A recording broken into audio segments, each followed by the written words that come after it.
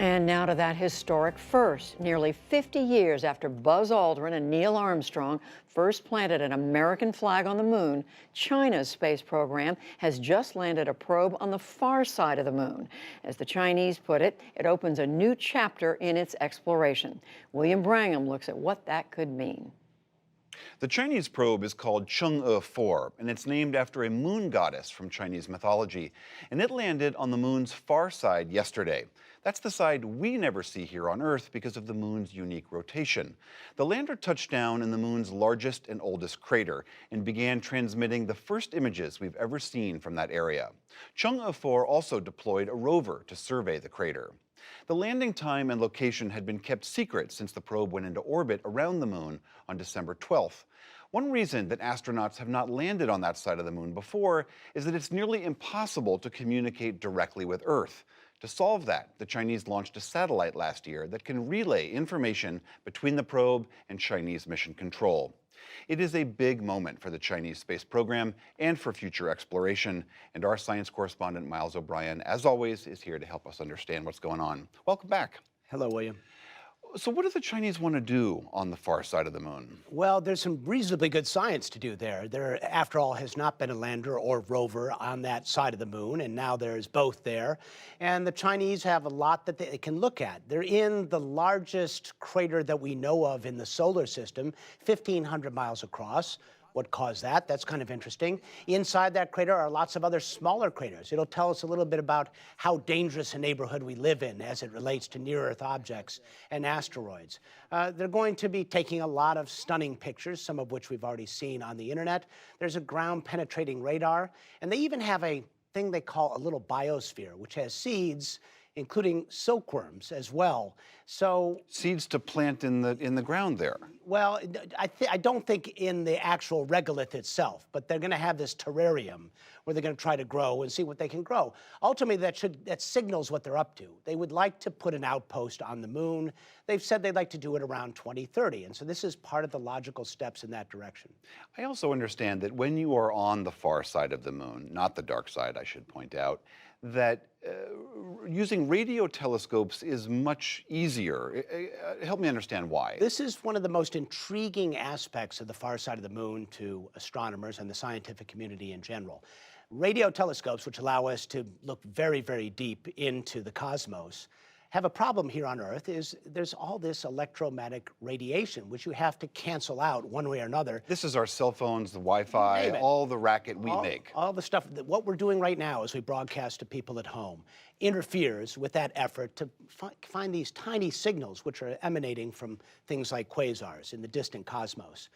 On the far side of the moon, you have none of that. None of those signals from Earth are there. And so it's a very pristine environment to do radio astronomy. And a lot of people hope this would happen someday. As it happens, on this pair of the orbiter and the lander, we'll be able to do some rudimentary radio astronomy on this particular mission. One question I know that always comes up, especially with regards to China, which has really become our geopolitical #1 rival, is how much of this is a military-driven operation? How much of this is science? Well, it is military after all. It's a military program. NASA is a civilian program, but it had a lot of military components to it all along. And in the context of the Cold War, it was an instrument of soft power, to say the least. So in China, it's a little more straightforward as a military operation, which is why you see these fits and bursts of secrecy and then public relations trumpeting. And they're kind of two minds on it. They want the world to know that they can do this. It is, after all, about superpower status that they hope to attain. But it begins, of course, with military superiority, which they've worked on with great assiduousness. So what is it that the Chinese, sketch out your understanding of what their larger goals might be beyond the moon? Well, no less than preeminence in space, no less than becoming the superpower, really, if you want to look at the ultimate big picture. I think this is really a tortoise and the hare kind of story, potentially. The Chinese didn't put human beings into space until 2003. So they were kind of late to the party. And they've set their goals in a very methodical way with deadlines which are kind of long by our standards, but they have met those deadlines.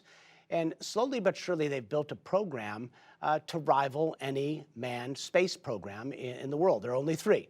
And so in the long run, they are looking to put footprints on the moon, maintain an outpost there, and then continue onward. So is the U.S. the hare in this race? That remains to be seen.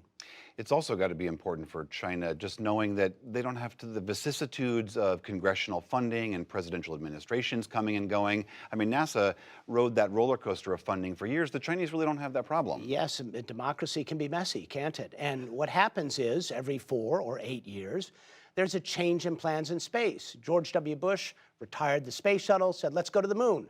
President Obama came in and said, no, we're not going to the moon. We've been there, done that. Let's go to Mars. Donald Trump comes in and says, let's go to the moon. Well, guess what? If you do that every election cycle, you end up going nowhere. Picking up on this tortoise and the hare metaphor, is it your sense that this really is a new space race between our nations? It's starting to feel that way, William. And I will tell you, if you talk to people in the U.S. space industry privately, they are cheering on the Chinese because there's an expression in space, no bucks, no Buck Rogers. And a space race ultimately leads to funding. And there is that thinking that that competition, that concern, that fear that China might beat the U.S. back to the moon or to Mars, that can lead to funding. So yeah, let's watch the race and see what happens. Who knows? That particular spot on the moon or the moon in general could be the perfect refueling station for missions that go much farther into the cosmos. Miles O'Brien, thank you very much. You're welcome. Fly me to the moon, let me play among the stars, and let me see what spring is like on Jupiter and Mars.